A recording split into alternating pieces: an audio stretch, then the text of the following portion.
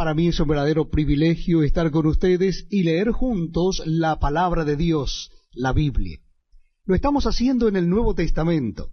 Es la cita bíblica en Hebreos. Hebreos, carta a los Hebreos, capítulo 11. Le invito a que busque en su Biblia o Nuevo Testamento la carta a los Hebreos, capítulo 11. Dice así la palabra de Dios. Es pues la fe la certeza de lo que se espera, la convicción de lo que no se ve. Porque por ella alcanzaron buen testimonio los antiguos. Por la fe entendemos haber sido constituido el universo por la palabra de Dios, de modo que lo que se ve fue hecho de lo que no se veía. Por la fe Abel ofreció a Dios más excelente sacrificio que Caín, por lo cual alcanzó testimonio de que era justo, dando Dios testimonio de sus ofrendas, y muerto, aún habla por ella. Por la fe Enoc fue traspuesto para no ver muerte, y no fue hallado porque lo traspuso Dios. Y antes que fuese traspuesto, tuvo testimonio de haber agradado a Dios. Pero sin fe es imposible agradar a Dios, porque es necesario que el que se acerca a Dios crea que le hay, y que es galardonador de los que le buscan. Es pues la fe la certeza de lo que se espera. Este es el inicio del capítulo 11, del versículo 1.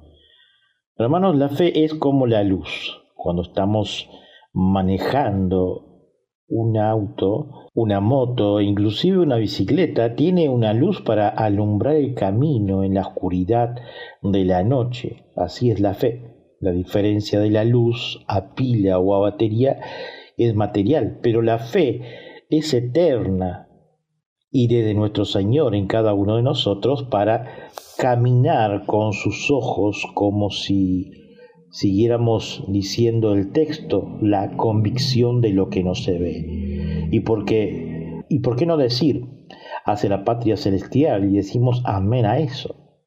Verso 2, porque por ella alcanzaron buen testimonio los antiguos.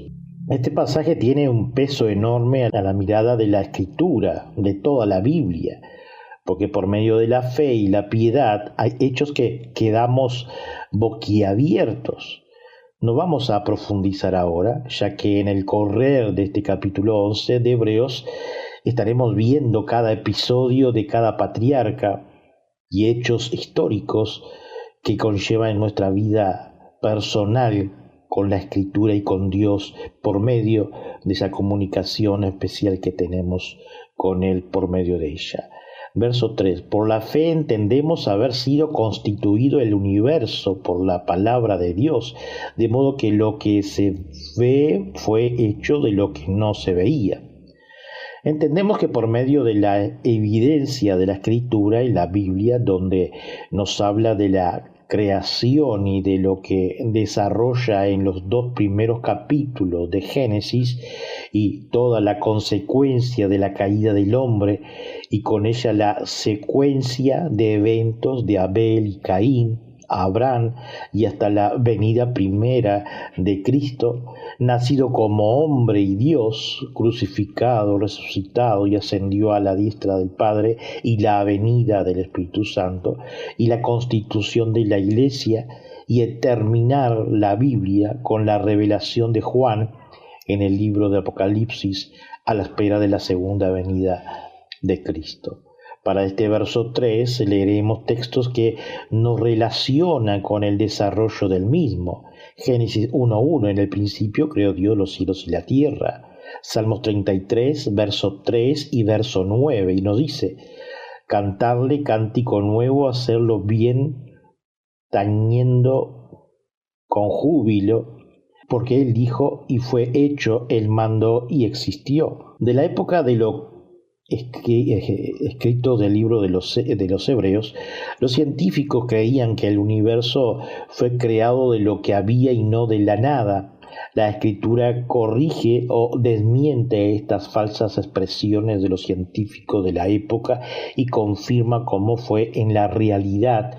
Fue creado de la nada por la Trinidad desde el comienzo.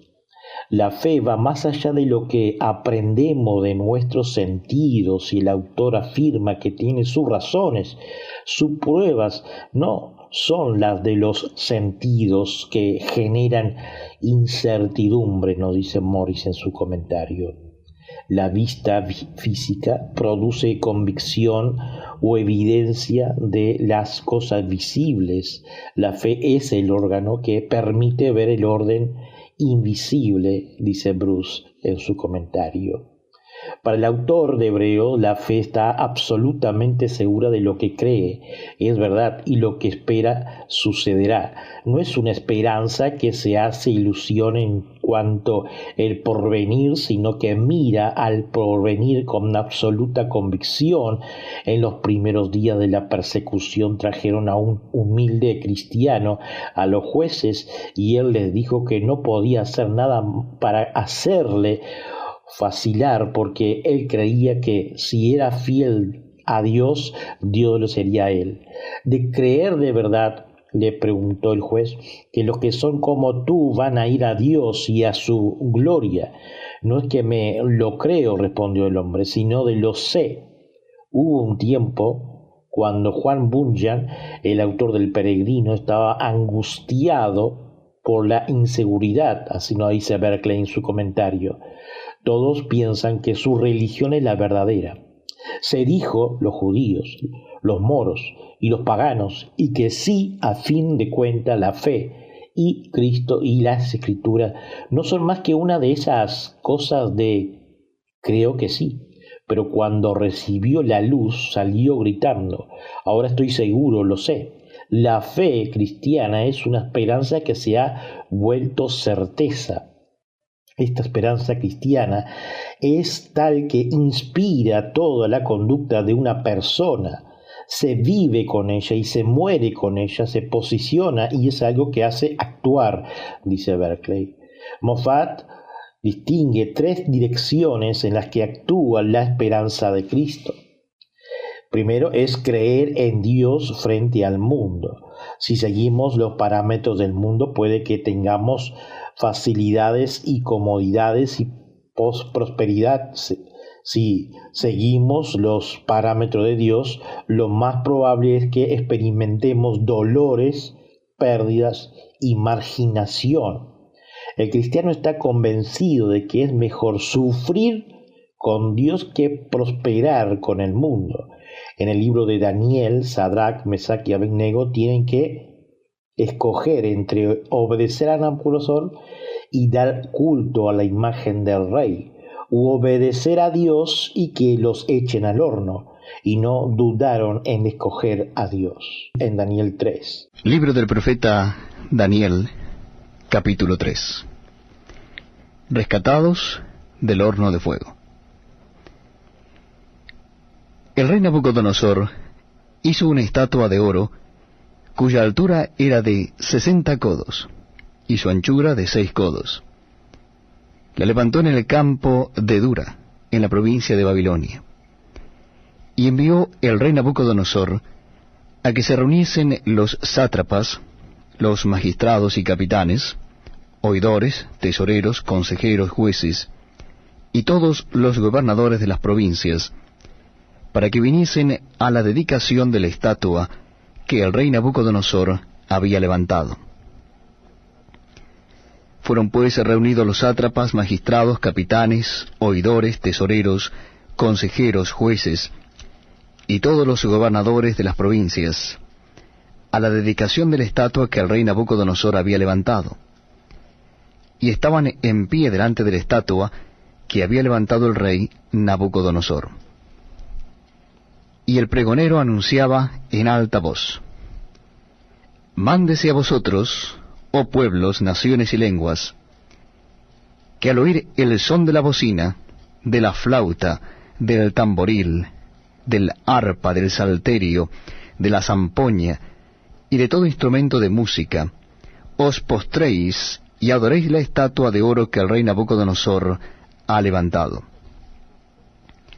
Y cualquiera que no se postre y adore, inmediatamente será echado dentro de un horno de fuego ardiendo.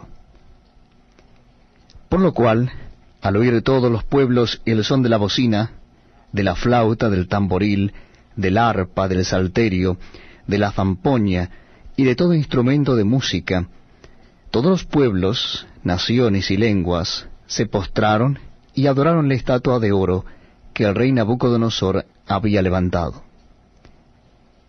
Por esto en aquel tiempo algunos varones caldeos vinieron y acusaron maliciosamente a los judíos.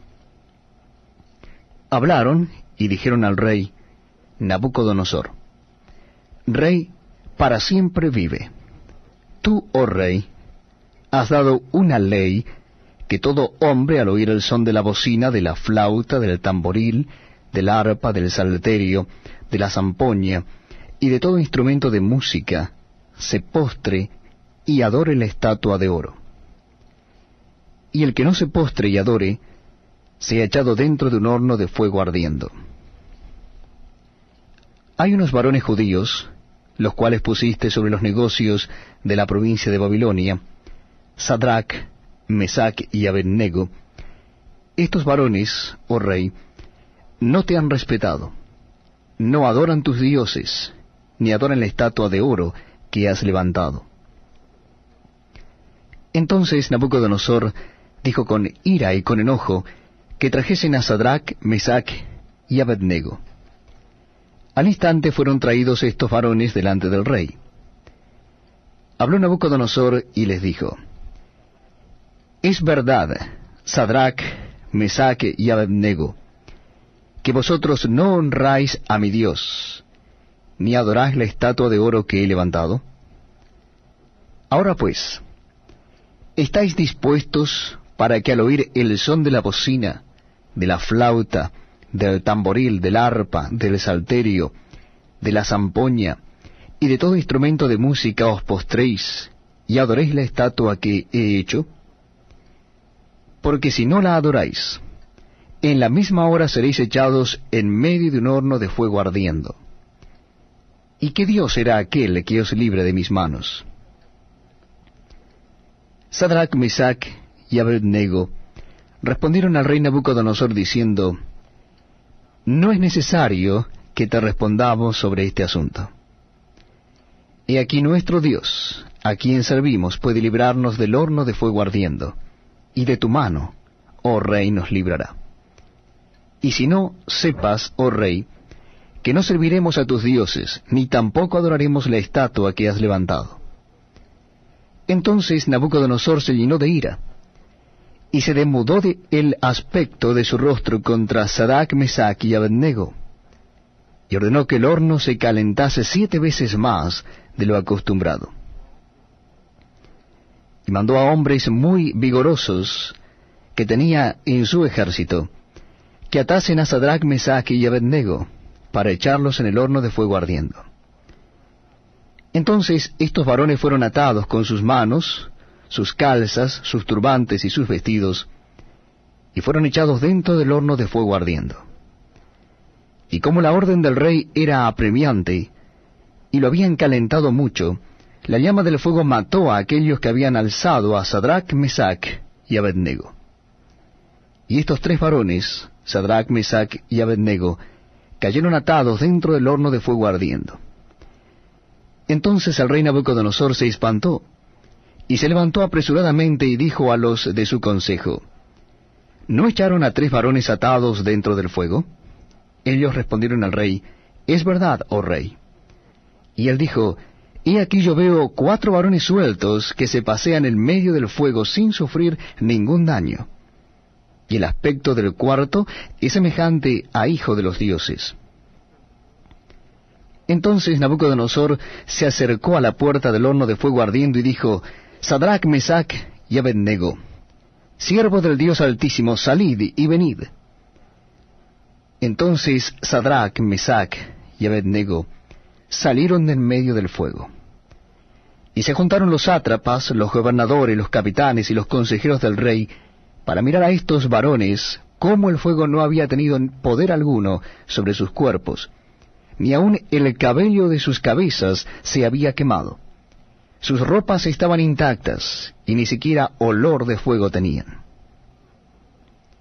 Entonces Nabucodonosor dijo: Bendito sea el Dios de Helios, de Sadrach, Mesach y Abednego, que envió su ángel y libró a sus siervos que confiaron en él, y que no cumplieron el edicto del rey, y entregaron sus cuerpos antes que servir y adorar a otro Dios que su Dios. Por lo tanto, decreto que todo pueblo, nación o lengua que dijere blasfemia contra el Dios de Sadrach, Mesach y Abednego, sea descuartizado y su casa convertida en muladar, por cuanto no hay Dios que pueda librar como éste.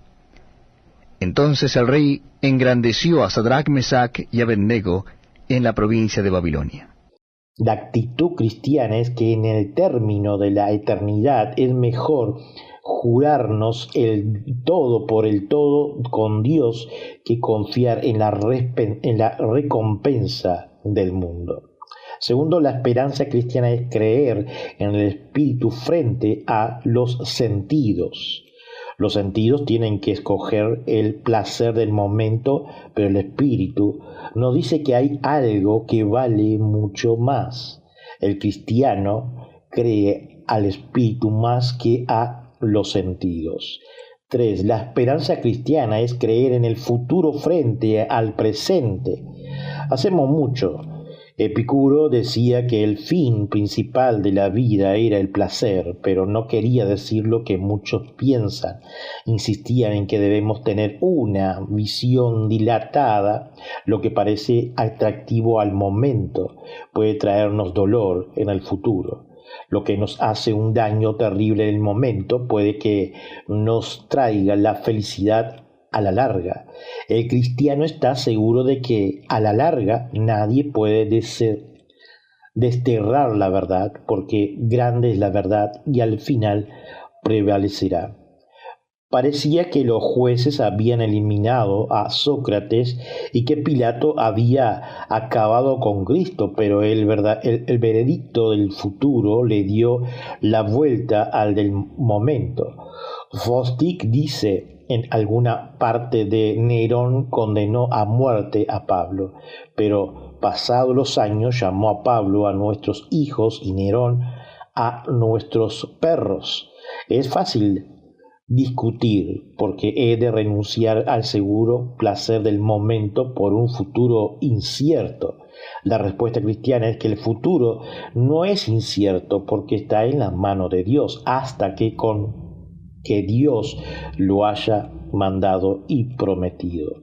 El autor de Hebreos sigue diciendo que fue precisamente porque los grandes héroes de la fe procedieron conforme a ese principio, por lo que Dios aprobó su manera de vivir. Todo y cada uno de ellos rehusaron lo que el mundo llama grandeza y se lo jugaron todo con Dios, y la historia les da la razón. Así nos dice Berkeley. El autor de Hebreos llega más lejos. Dice que es un acto de fe el creer que Dios creó el universo, y añade que las cosas visibles procedieron de cosas que no se ven.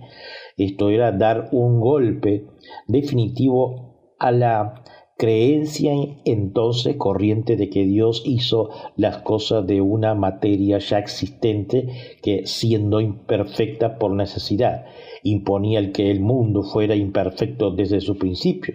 El autor de Hebreos insiste en que Dios no trabajó con una materia ya existente, sino que creó el mundo de la nada. Al afirmar esto, no estaba interesado en el lado científico de la cuestión. Lo que quería subrayar era que este mundo pertenece a Dios. Si podemos captar ese hecho, le seguimos dos consecuencias, dice Berkeley.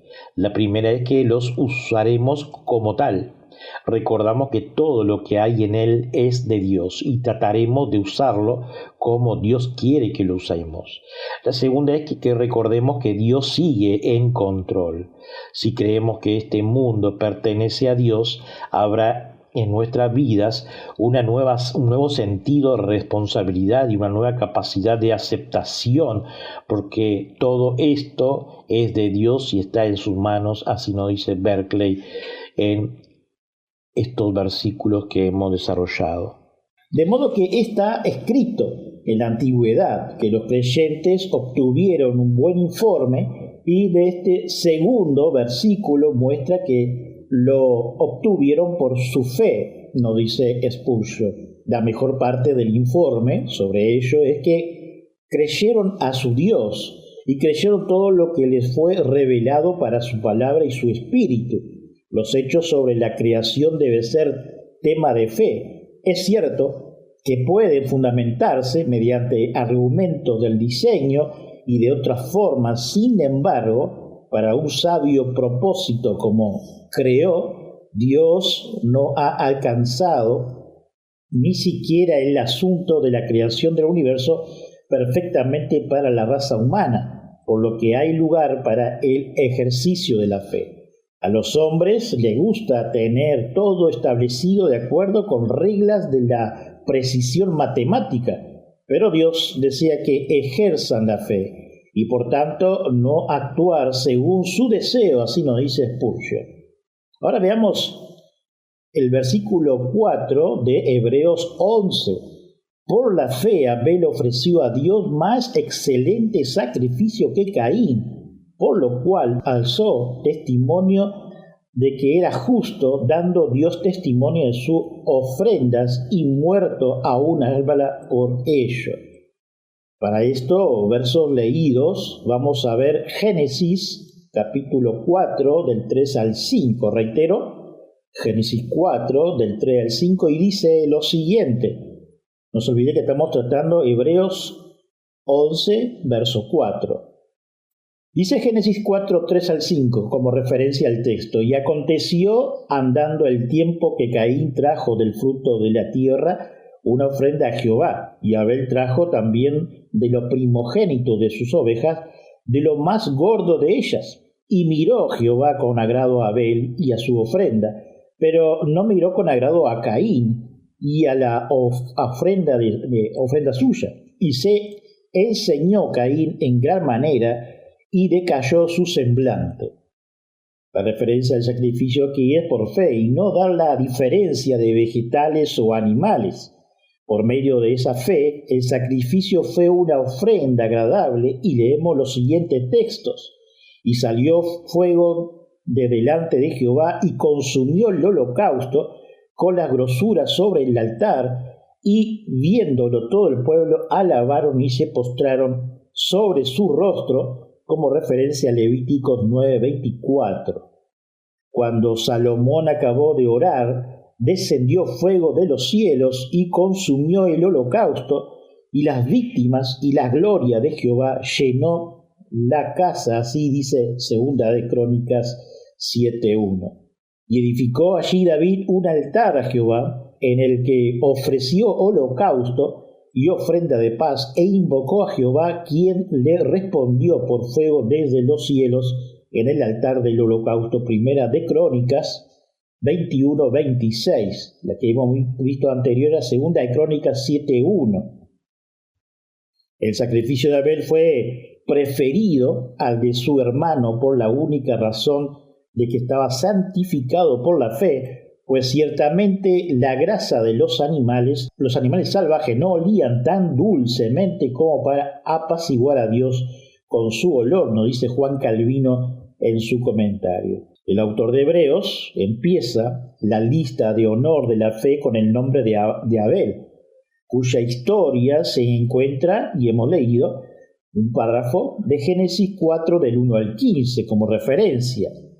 Caín era labrador y le trajo a Dios una ofrenda de los productos de la tierra.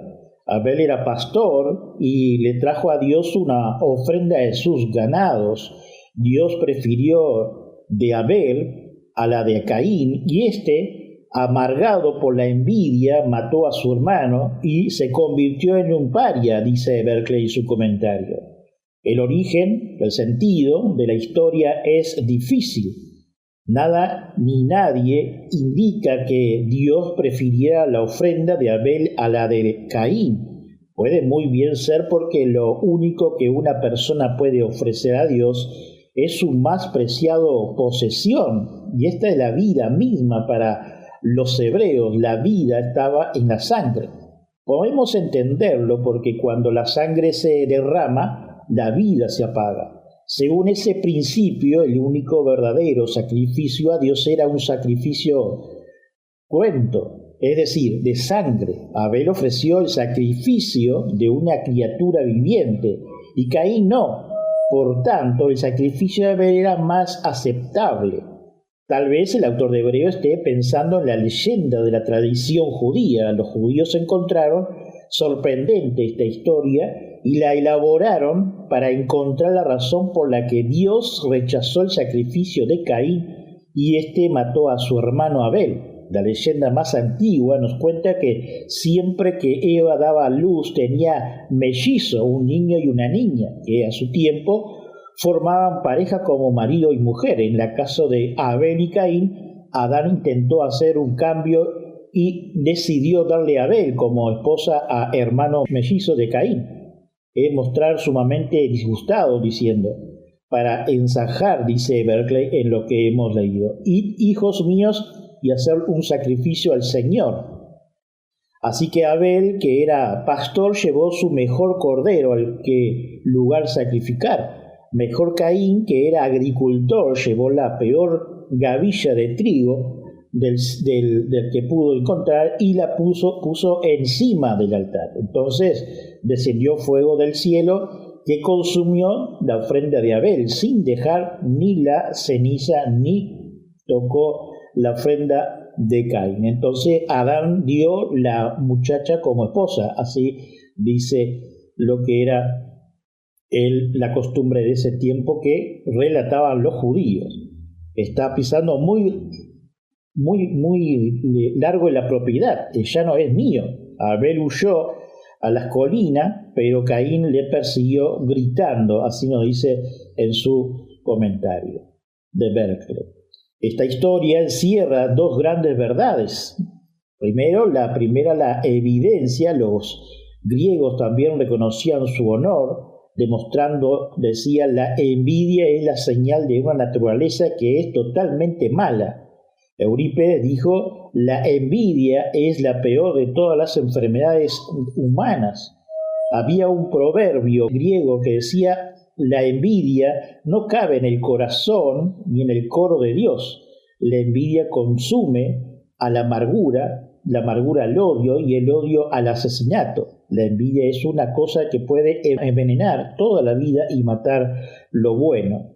Segundo, la segunda verdad es que se tiene la impresión horripilante de Caín que construyó un nuevo pecado. Uno de los antiguos padres griegos, hasta ese momento no había muerto ninguno ser humano para que Caín supiera matar. El diablo se lo enseñó en un sueño. Fue Caín el que introdujo en el mundo el asesinato. Hay un condenado para el pecado, pero hay una condenación aún mayor para el que enseña a otro a pecar, el tal como le sucedió a Caín. He desterrado de la presencia de Dios, el autor de Hebreo dice, aunque murió Abel a causa de su fe, todavía nos habla. Moffat comenta bellamente, la muerte no es nunca la última palabra de la vida del justo. Cuando una persona sale de este mundo, deja algo en él. Puede que sea algo malo que crezca y se extienda como un cáncer o algo hermoso que brota y florece sin fin. Deja una influencia para bien o para mal. Todo cuenta a morir. Siguiendo hablando, dice Berkeley en su comentario, que Dios nos conceda dejar no un germen de maldad, sino algo precioso que produzca bendición en la vida de los que vengan detrás de nosotros, así dice Berkeley. En primer lugar, de la larga lista de mártires triunfó por la fe, y si quieres ser fuerte para dar testimonio de Dios, debe ser fortalecido por el mismo poder que obró tan eficazmente en Abel. Si como la suya, su vida ha de ser una vida que habla, una vida que hablará inclusive después de la muerte, de las tumbas. Su voz debe ser la voz de la fe, dice Spurgeon en estos comentarios del verso 4 de Hebreos 11. Veamos ahora el verso verso 5 del capítulo 11 de Hebreos. Por la fe Enoc fue traspuesto para no ver muerte, y no fue hallado porque lo traspuso Dios, y antes que fuese traspuesto tuvo testimonio de haber agradado a Dios.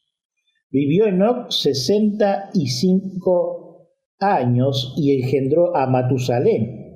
Y caminó Enoc con Dios después que engendró a Matusalén 300 años y engendró hijos e hijas. Y fueron todos los días de Enoc 365 años. Caminó pues Enoc con Dios y desapareció porque le llevó Dios, dice así Génesis 5, 21 y 24. De estos también profetizó Enoc, séptimo desde Adán, diciendo: He aquí, vino el Señor con sus santas decenas de millares. Judas 14, 14. Señor, digno eres de recibir la gloria y la honra y el poder, porque tú creaste todas las cosas y por tu voluntad existen y fueron creados. Así dice Apocalipsis 4:11 como referencia del versículo 5 de Hebreos 11, justamente hablando de Enoc. Podemos decir que Enoc no conoció la muerte y la resurrección, pero sí la glorificación, podríamos decir, a la luz de los textos leídos y más de lo que refiere.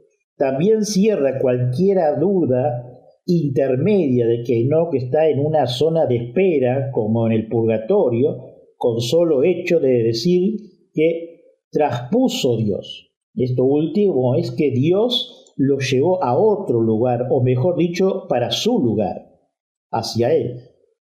Verso 6 de Hebreos 11. Pero sin fe es imposible agradar a Dios, porque es necesario que el que se acerque a Dios crea que le hay. En este verso está el fundamento requerido para creer en Dios. Es lo que nos dice el texto.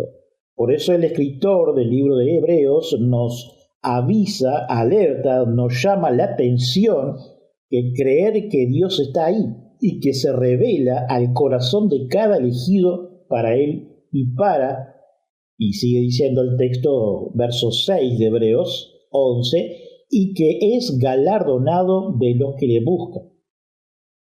Estos dos elementos parecen muy simples, pero hay cuantos cristianos actúan como si Dios no viviera, y cuantos otros, aunque lo buscan, no esperan de él su recompensa, dice Newell. En el Antiguo Testamento se nos resume la vida de Enoc en una frase: caminó pues Enoc con Dios y desapareció porque le llevó Dios. Génesis 5:24. Como nota, uno tendría que preguntarse cómo fue vivir con Dios de parte de Enoc, pero eso sería otro tema y otro mensaje. Seguimos. Muchas leyendas se han reunido en torno a su nombre. Se decía que había sido el primer hombre experto en costura y sastrería y que enseñó la humanidad a cortar las pieles de vida para hacer ropa. También se decía que había sido el primero que había enseñado a hacer calzado para proteger los pies, y también que había sido el inventor de la escritura y de los libros que sirven para instruir a los demás, así nos dice Berkeley en su comentario. Una leyenda nos dice que el ángel de la muerte hizo un trato de amistad con Enoc. Enoc le hizo 3 peticiones. La primera, morir y volver otra vez a la vida, para saber cómo era la muerte. La segunda, ver la morada de los malvados, para saber cuál era el castigo del mal. Ambas se le concedieron. La tercera, que se le dejara ver el paraíso, para saber lo que disfrutaban los bienaventurados. También esto se le concedió, y una vez que encontró el paraíso, se quedó allí y ya no volvió. La sencilla afirmación de Génesis tiene una cierta calidad mística. En sí no nos dice que no murió, sino simplemente que cuando a Dios le pareció, Enoc desapareció de la tierra. Dice Berkeley. De esto hay 2 interpretaciones especialmente famosas. Primero, en el libro de Sabiduría 4:10 se expone la idea de que Dios se llevó Enoc consigo cuando todavía era joven para librarse de la contaminación de este mundo. Fue llevado mientras vivía en este pecado. Fue arrebatado para que el mal no cambiara su entendimiento o la astucia engañosa de su alma. Así nos dice Berkeley. Es una manera de expresar la del antiguo dicho clásico: los amados de los dioses mueren jóvenes. Considera la muerte como una recompensa. Quiere decir que Dios amó tanto a Enoc que se le llevó antes de que la edad y la degeneración se le echara encima. Segundo, Filón de Alejandría vio a Enoc el gran ejemplo del arrepentimiento. El arrepentimiento le cambió de una vida separada de Dios y una vida de caminar con Dios. De la sencilla afirmación del pasaje del Antiguo Testamento, el autor de Hebreo deduce la idea de que no murió, sino que Dios le llevó consigo sin que pasara por la muerte.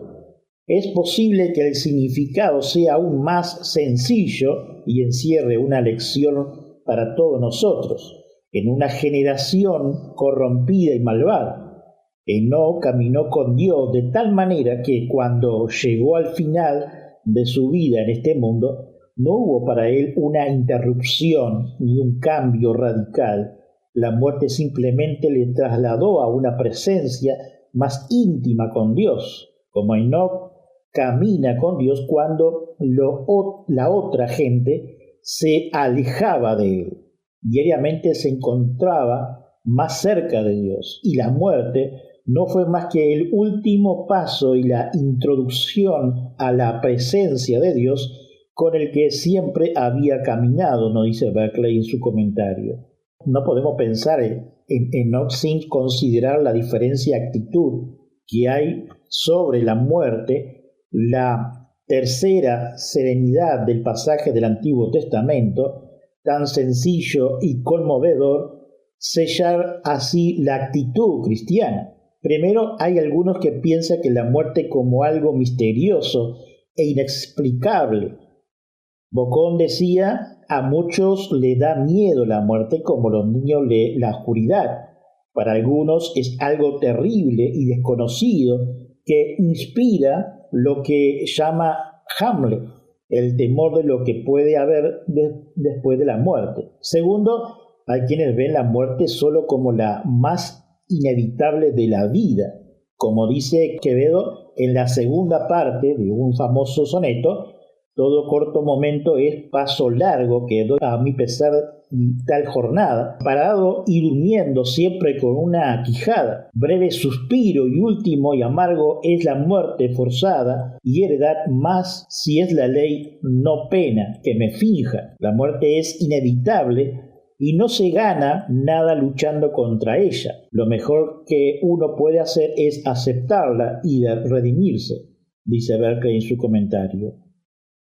Punto 3. Muchos han visto la muerte como la liberación. Goethe dijo que había estado medio enamorado de la libertad de la muerte. Shakespeare dice en uno de sus sonetos: cansado de todo esto, clamo al retomar del amor, de la muerte. Nicolás Rower: la muerte es el privilegio de la naturaleza humana. Los estoicos mantenían que los dioses habían dado a la humanidad el don de la vida y el derecho aún más grande de quitársela cuando se convierta en una carga insospechable. Hay algunas para los que la muerte es un bien porque es el final de una vida que le resulta insoportable. Así nos dice Berkeley. Cuarto, alguna vez en la muerte una tradición, no un final, sino una etapa del camino, no una puerta que se cierra, sino que se abre. Lowell dijo poéticamente: esta vida de aliento mortal es sólo un suspiro del cielo cuyo portal llamamos a la muerte. Escribió George Meredith que cuando la muerte salió al encuentro, vio al otro lado del amanecer. Para esto la muerte ha sido siempre una invitación a subir más arriba, a cruzar de lado a las tinieblas del amanecer. Quinto, algunos han visto la muerte como una aventura, dice Berkeley. Como Barry, el creador de Peter Pan, le hizo decir a su personaje, morir será una aventura estupenda. Para los tales, la muerte es la aventura del descubrimiento supremo. Por encima de todo, hay algunas que, como Enoch, ha visto la muerte como la entrada en la más íntima presencia con aquel que quien ha vivido siempre, como punto 6, nos dice Berkeley. Si hemos visto en Cristo, moriremos con la seguridad de que vamos a estar para siempre con nuestro Señor. En este pasaje, el autor de Hebreos establece además los dos hechos fundamentales de la fe cristiana. Tenemos que creer en Dios. No puede haber tal cosa como una religión sin esa fe, como primer punto. La religión empezó cuando los seres humanos se dieron cuenta de que existe Dios y cesa cuando vive una vida en la que no se le da cuenta.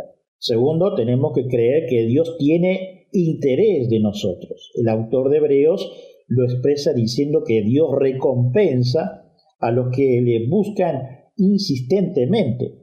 En el mundo antiguo había quienes creían en los dioses, pero creían que vivían allá lejos, en el espacio entre los dos mundos, totalmente desaparecidos de estos extrañables animales llamados humanos. Dios dijo, dice Epicuro, como uno de sus principios no hace nada. Hay muchos que creen que hay Dios, pero que no creen que le importa.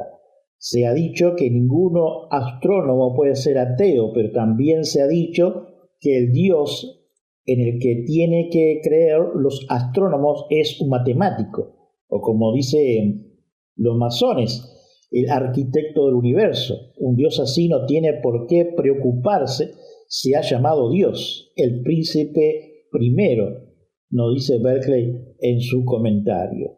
Y para finalizar, si aquellos que no conocieron el único Dios tenían este certero instinto religioso, mucho más debemos nosotros creer, no solamente que Dios existe, sino también que está implicado en la situación humana. Para nosotros es fácil porque Dios ha venido al mundo en Jesucristo para decirnos lo mucho que le importamos y nos ama a todos aquellos elegidos, así nos dice Berkeley en su comentario. Y terminamos así, hermanos.